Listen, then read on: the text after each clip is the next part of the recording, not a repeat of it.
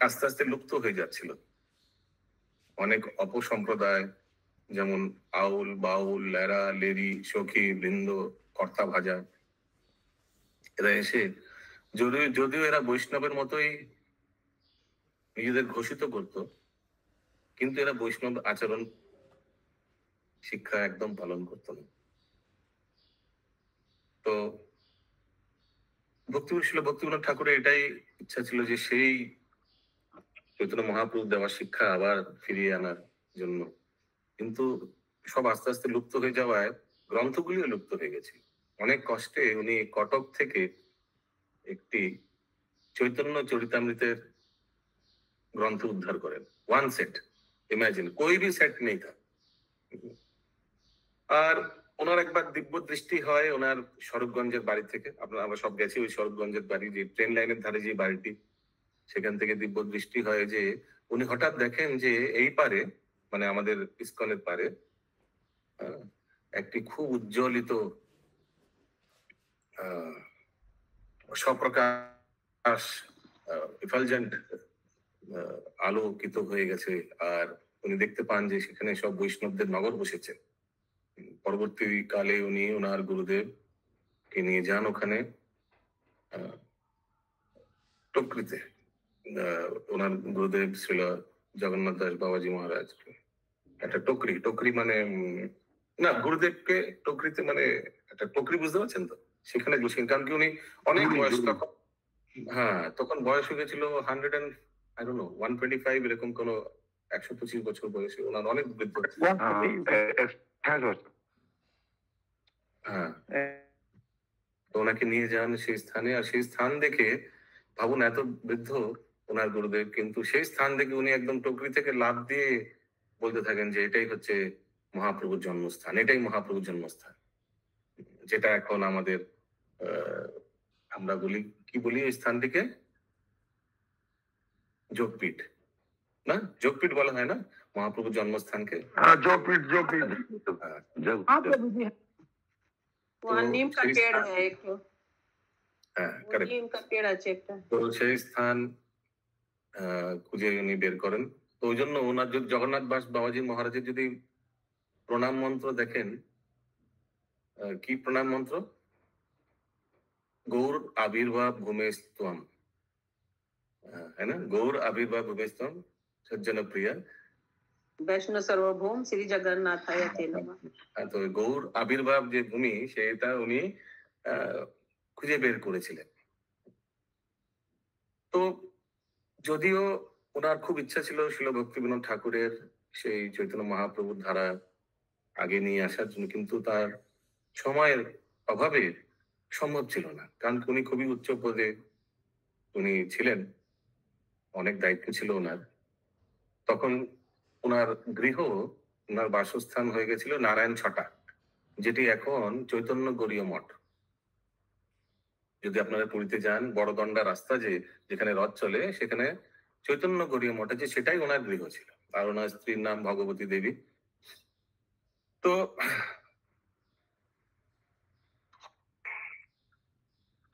আজকের এখন তিথি অনুসারে তো ম্যাচিং হচ্ছে না। এই বইটি আমি দু তিন দিন আগে কিনেছি বাগবাজার গৌরীয় মঠ থেকে।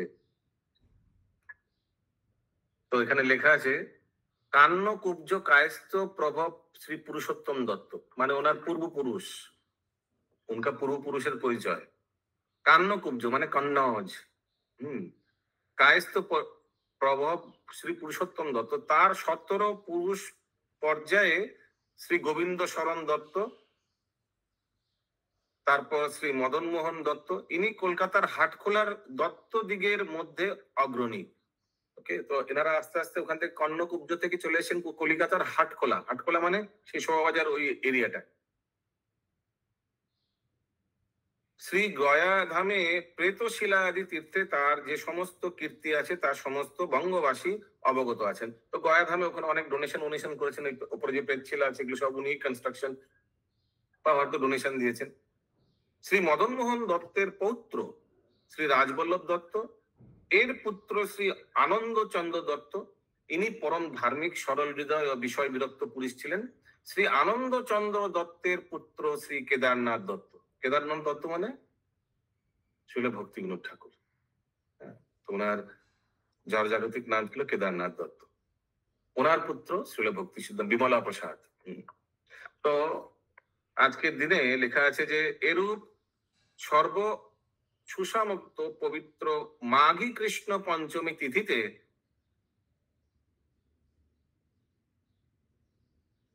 हालांकि हमको नहीं लग रहा आज वो तिथि है कि माघ मास तो चले गए ऑलरेडी। सर्व शुभ लग्ने सिंह राशिते श्री भगवती देवी एक दिव्य कांतिमय पुत्र रत्न प्रसव करलें।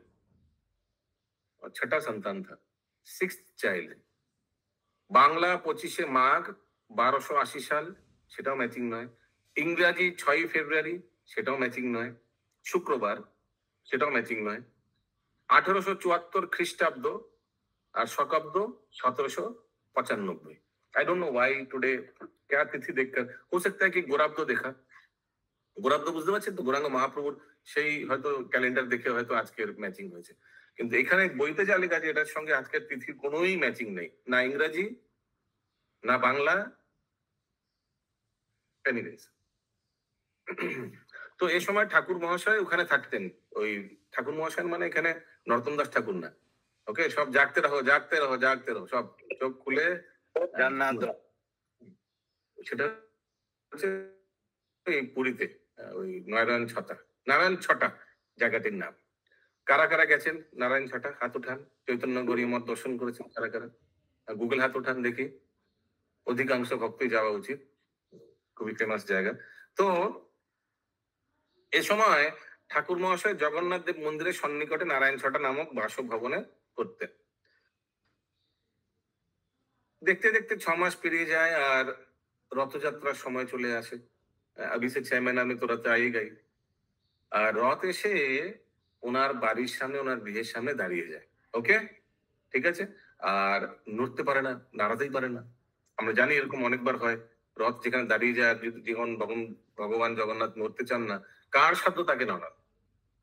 চৈতন্য চরিতামৃতে আমরা দেখেছি কিভাবে মহাপ্রভু যখন নৃত্য করতেন জগন্নাথ রথের সামনে, হঠাৎ রথ যখন দাঁড়িয়ে, তো কারোর সাধ্য নেই সেই রথকে টেনে, ঘোড়া সবাই ধাক্কা দিচ্ছে, কেউ চড়তে পারে না। মহাপ্রভু স্বয়ং রথের পিছনে গিয়ে হাত দিয়ে তার মাথা দিয়ে রথকে ধাক্কা দিয়ে তখন রথ চলতে লাগলো। মনে আছে? বেড়া কীর্তন এগুলো সব। আচ্ছা, প্রশ্ন পরে নেওয়া যেতে পারে, এখন হ্যাঁ বলুন, কি বুঝতে পারছেন না বলুন। এস নরেন্দ্র সরোবর প্রভু, महामंजरी माता जी बोलून। हाँ बोलून प्रभु, बोलून। नहीं प्रभु, हम पहले उठाए थे। हाँ बोलून नरेंद्र सरोवर प्रभु। না না না বাবু, হাতে উঠে গেছি পড়লে। আচ্ছা, তো তারপরে আমরা পরবর্তীকালে দেখি যে সেই রথ 6 মাসে যখন বাচ্চার বয়স 6 মাস, তখন একদম তার গৃহের সামনে, মানে চৈতন্য গৌরী মঠের সামনে এসে দাঁড়ায়, আর সরছে না। 3 মাস হয়ে গেছে। বলুন বলুন প্রভু। বিমলা প্রসাদ তো যখন 6 মাস হলেন, হ্যাঁ হ্যাঁ, 3 দিন ভক্তি বিনোদ কথা বলছেন তো, না বিমলা প্রসাদ ওনার ছেলে? বিমলা প্রসাদ যখন 6 মাস। আচ্ছা, তো 3 মাস হয়ে গেছে, 3 দিন হয়ে গেছে, সরি, রথ সরছে না। 3 দিন হয়ে গেছে, রথ ওখানে দাঁড়িয়ে আছে, ভাবুন, রথযাত্রার রথ। তখন 3 দিনের মাথায় ভক্তি বিনোদ ঠাকুরের স্ত্রী ভগবতী দেবী তার নতুন সন্তান, 6 মাসের সন্তান, তাকে নিয়ে রথের উপর ছেড়ে দেয়। কি লেখা আছে শুনুন, খুব সুন্দর লেখা আছে। তৃতীয় দিনে মধ্যাহ্নে, মধ্যাহ্নে মানে দুপুরের দিকে, শ্রী ভগবতী দেবী ও শ্রী ভক্তি বিনোদ ঠাকুর মহাশয় শিশুকে নিয়ে শ্রী শ্রী জগন্নাথ দর্শনের জন্য রথোপরি, মানে রথকে উপর আরোহণ করেন। শিশুকে শ্রী শ্রী জগন্নাথ দেবের শ্রী চরণ মূলে ছেড়ে দেওয়া হলো, বাচ্চা को छोड़ दिया चरण के सामने। শ্রী জগন্নাথ যেন শিশুর কত কালের পরিচিত। শিশু আনন্দে তাকে জড়িয়ে ধরলেন এবং ক্ষুদ্র সুকোমল करांगुले दले श्री जगदीशेर श्री अंग स्पर्श करते लगे। बच्चा अपना उंगली से भगवान को टच करने लगा, जगन्नाथ जी को। जय जगन्नाथ। এমন সময় শ্রী জগদীশ্বরের কণ্ঠ থেকে একটি পুষ্পমালা ছিন্ন হয়ে শিশুর মথোপরি পড়ল। ওকে, একটা মালা ভগবানের শিশুর উপর পড়ল। পূজারী ব্রাহ্মণগণ হরিধ্বনি দিতে মালাটি শিশুর কণ্ঠে পরিয়ে আশীর্বাদ প্রদান পূর্বক বললেন, এ শিশু কালে একজন মহাপুরুষ হবে, শ্রী জগদীশ্বরের কথা জগতে প্রচার করবে। শ্রী জগন্নাথ দেব একে আশীর্বাদী মালা দিয়েছেন। এভাবে ব্রাহ্মণরা বলতে লাগে। পরবর্তীকালে শিল ভক্তিবিনোদ ঠাকুর মহাশয় পুরী থেকে শীঘ্র শ্রীরামপুরে বদলি হয়ে এলেন। ওকে, তো প্রথমে পুরীতে ছিলেন, পরবর্তীকালে ফুল ফ্যামিলি শ্রীরামপুর মানে আমরা যে ওইদিন গেলাম না মাঘী পূর্ণিমায়, রাধা বল্লভজি, ওই স্থানে ওনারা বদলি হয়ে এলেন। এখানে শিশুকে শ্রীরামপুর হাই স্কুলে ভর্তি করালেন। ঠিক আছে, বিমলা প্রসাদকে। আচ্ছা, একটা জিনিস তো বলা হয়নি, তো সেই রথেই তার অন্নপ্রাশন হয়। মহাপ্রসাদ, জগন্নাথ মহাপ্রসাদ দিয়েই তাকে অন্নপ্রাশন করানো হয়। আর তখনই তার নাম রাখা হয় বিমলা প্রসাদ। কারণ কি, সবচেয়ে প্রথমে ভগবান জগন্নাথের প্রসাদ বিমলা দেবীকে অর্পণ করা হয় পুরীতে। সেই প্রসাদ দিয়েই এই শিশুটির অন্নপ্রাশন করা হয়, তো ওই জন্য নাম রাখা হয় বিমলা প্রসাদ। ইয়েস, বলুন সত্যভামা মাতাজি। প্রভু যখন জন্ম হয়েছিল তখন মানে একটা জন্ম হয়ে যখন একটা নাড়ি থাকে না, নাড়িটা গায়ে পৈতে মতন ছিল। Very nice, very good point, এটা মিস হয়ে গেছে। अम्बिलिकल कॉर्ड जो था, अम्बिलिकल कॉर्ड सबको मालूम है, ওটা যেমন यज्ञोपवीत जैसे ऐसे करके डायगोनली लपेट रहता है, वैसे ही उनका लपेटा हुआ था, तो एकदम बॉर्न ब्राह्मण जैसा। Thank you for that.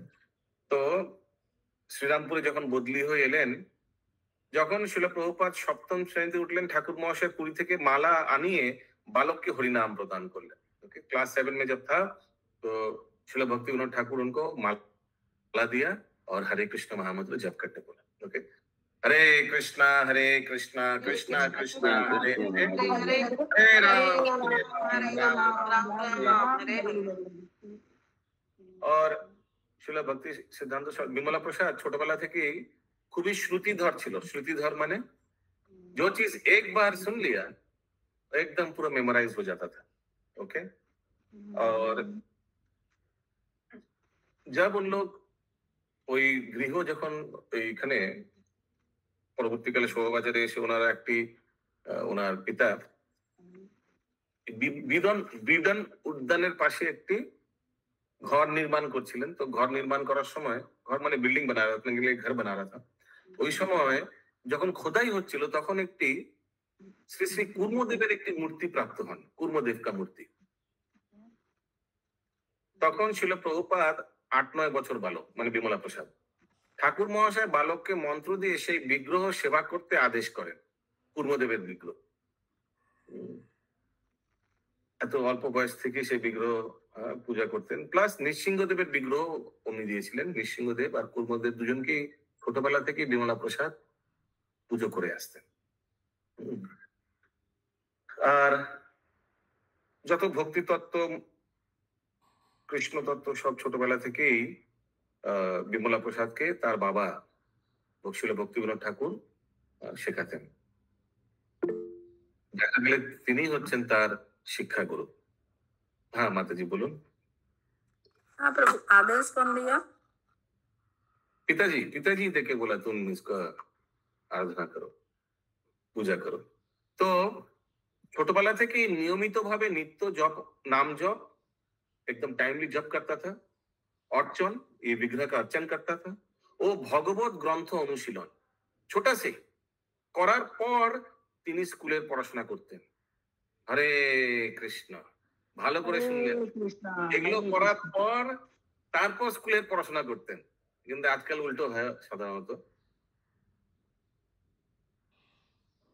একদিন সিদ্ধ বাবা শ্রী জগন্নাথ দাস বাবাজি মহারাজ, যিনি ওনার পিতার গুরুদেব ছিলেন, বালককে ডেকে অনেক কথা জিজ্ঞাসা করার পর আদেশ করেন, তুমি শ্রী হরিভক্তি বিলাস গ্রন্থানুসারে ভগবত নামযুক্ত মাস, বার, তিথি প্রভৃতি দিয়ে বৈষ্ণব পঞ্জিকা নির্মাণ করো।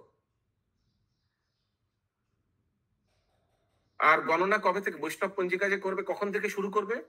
গণনা আরম্ভ করবে শ্রী গৌর সুন্দরের পরাশক্তি শ্রী শ্রী বিষ্ণুপ্রিয়া দেবীর শুভ আবির্ভাব বৎসর থেকে। বিষ্ণুপ্রিয়া দেবীর যেই সালে আবির্ভাব হয়েছিলেন সেখান থেকে তুমি পঞ্জিকা শুরু করো, সেই ডেট থেকে সেই ইয়ার থেকে। আর সেই পঞ্জিকা এখনো চলে আসছে শিলা ভক্তি সিদ্ধান্ত সরস্বতী ঠাকুরের কৃপায়। আর পরবর্তীকালে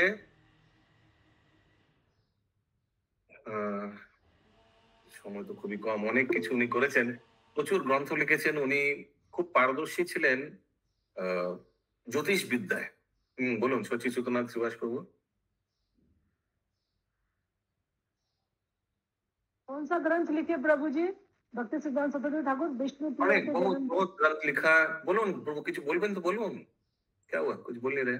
एनीवेज, তো অনেকগুলো এখানে দেওয়া আছে, একটার পর একটা। উনি সেই সময় শ্রীরামপুরের টোলের পণ্ডিত শ্রী মহেশচন্দ্র চূড়ামণি ও আলোয়ার নিবাসী শ্রী সুন্দরলাল শাস্ত্রী বালককে অদ্ভুত মেধা দেখে বিস্মিত হলেন। তো এখানে উনি জ্যোতিষ শাস্ত্র উনি অধ্যয়ন করতেন। বিমলা প্রসাদ এ সময় ব্যাকরণ শাস্ত্র বিশেষ জ্ঞান লাভ করার জন্য পাণ্ডিত্য শ্রী পৃথুধর শর্মার নিকট সিদ্ধান্ত কৌমুদী ও বেদ অধ্যয়ন করেন।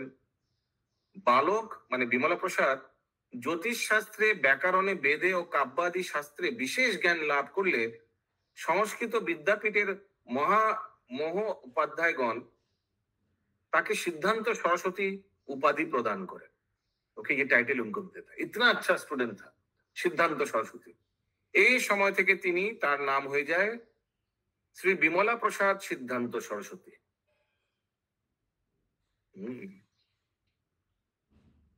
1892 খ্রিস্টাব্দে শ্রী ভক্তিবিনোদ ঠাকুর বালককে সংস্কৃত কলেজে ভর্তি করেন। संस्कृत कॉलेज कहाँ है? एमएस स्ट्रीट है ना? श्रीरामपुर है, बोल तो श्रीरामपुर।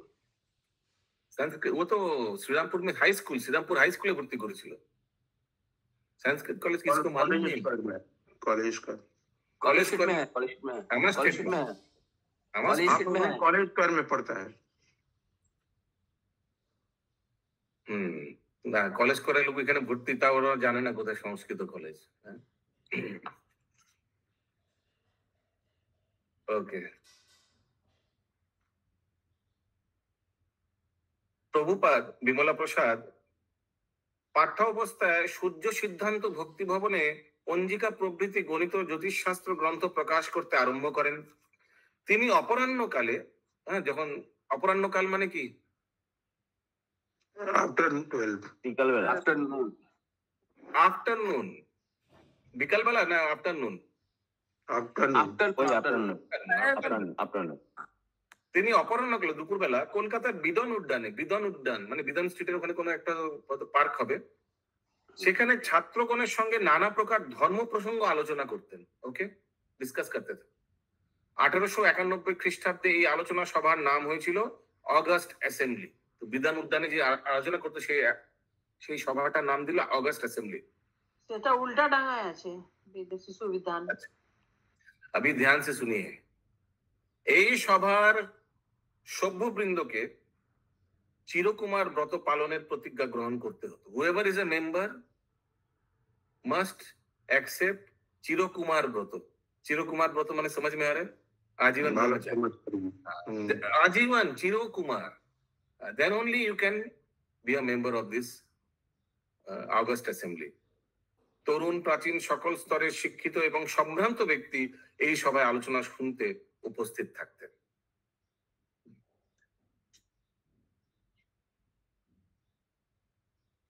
অবশ্য সময় হয়ে এসেছে, আর 2 মিনিট বাকি। তো শিলা ভক্তি সিদ্ধান্ত সরস্বতী প্রভুপাদ উনি চিৎ জগতে নয়নমণি মঞ্জরি আর ওনার পুষ্প সমাধি রাধা কুণ্ডে আছে, রাধা দামোদর মন্দিরে আছে।